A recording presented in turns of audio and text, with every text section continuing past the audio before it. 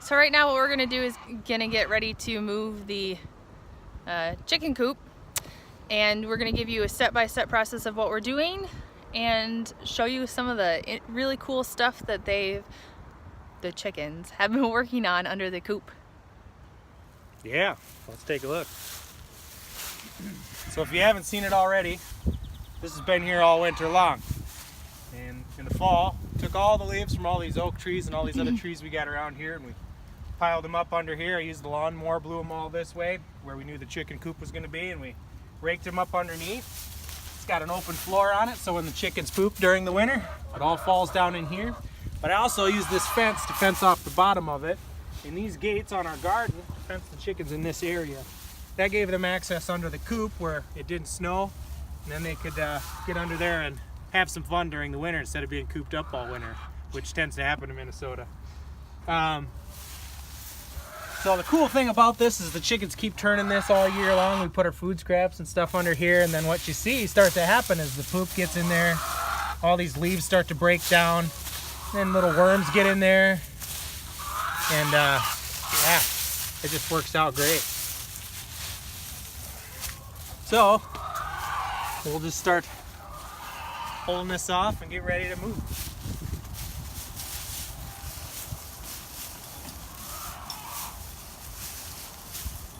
Around the tongue here of the trailer, I just cut it like a zipper down, and then I used a little piece of wire to put it all together so nothing could get in. That way it'd keep the predators out.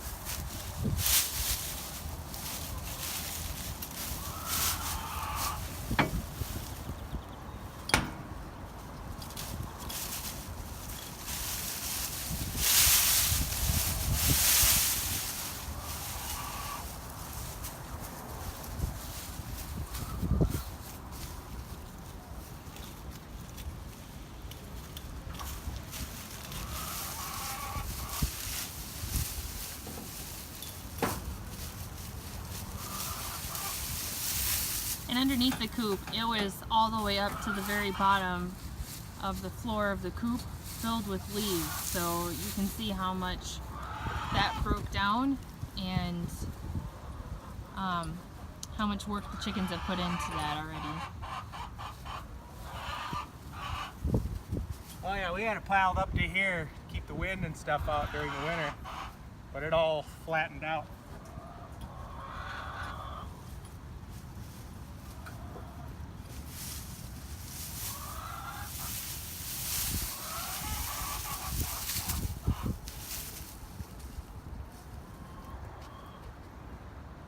I'm going to use this to fix these holes. Don't buy this stuff. This plastic chicken netting. It's worthless. Get the metal stuff.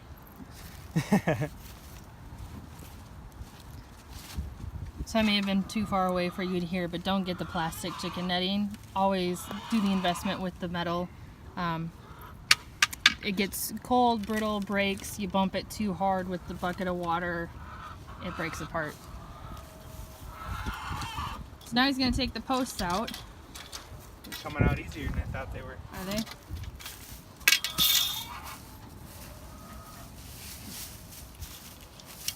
Some good loamy dirt under there. Awesome.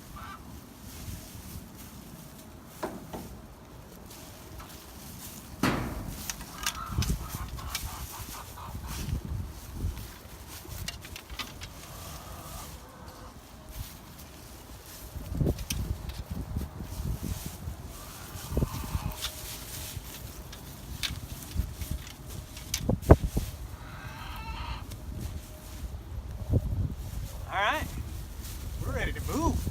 Woohoo! So the chickens are here at the end of the garden, as you all know. Our plan is to move them over here along the backside of the pasture. Oops.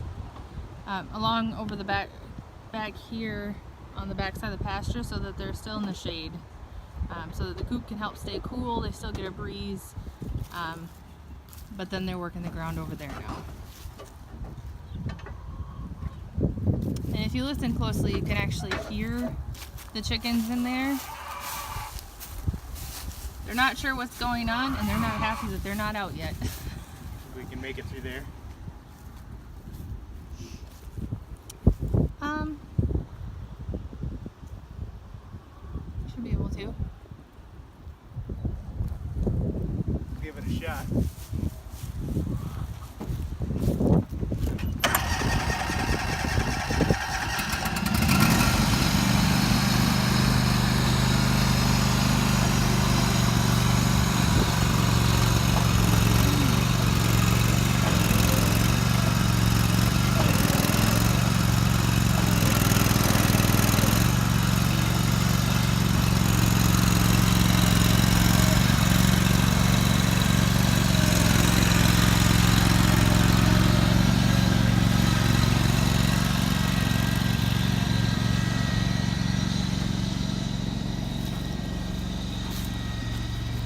just using our little John Deere lawnmower to pull it, which is, I'm actually surprised that it's doing so well pulling it.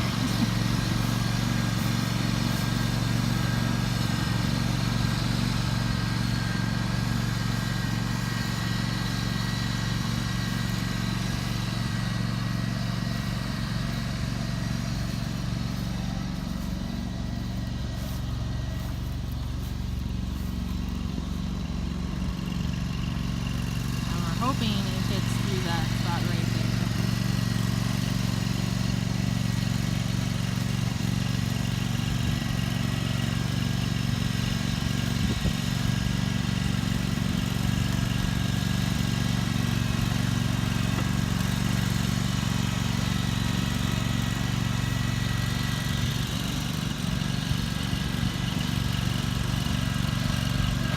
It's not gonna fit.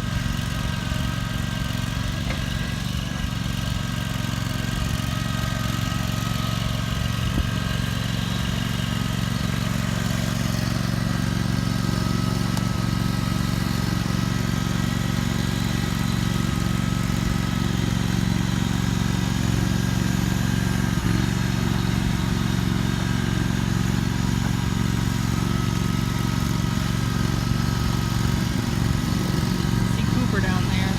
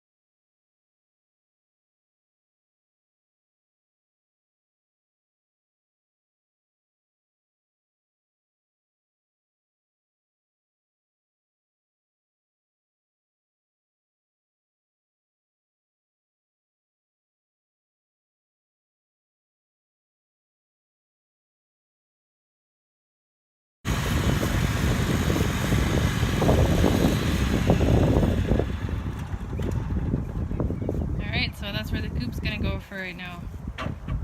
It's really not, in relation, it's really not too far from where they were, but it's far enough. So by putting the mobile coop here, the chickens will have access to the woods that'll have a lot of nice bugs coming up in that with the new growth for springtime. But one thing that's pretty interesting is when you look at our field right now, can you tell where the meat birds were last year when we ran them through the hayfield?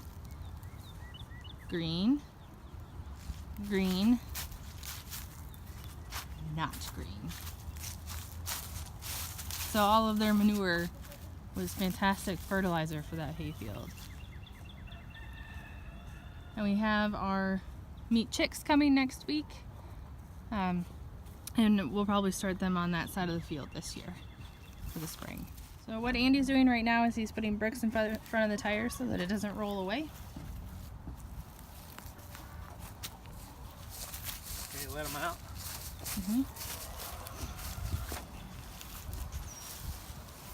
Hopefully none of them got hurt in transport. Yeah. Should be good.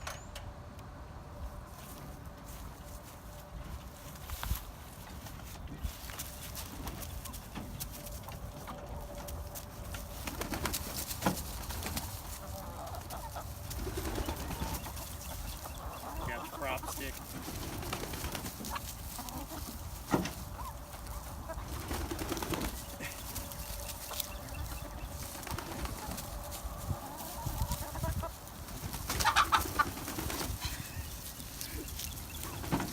They seem pretty happy here right now.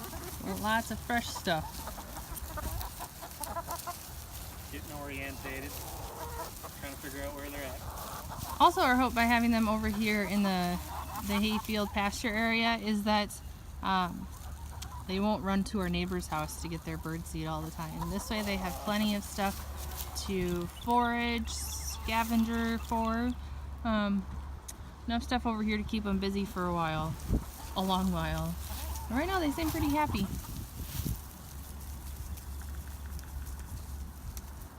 And there they go.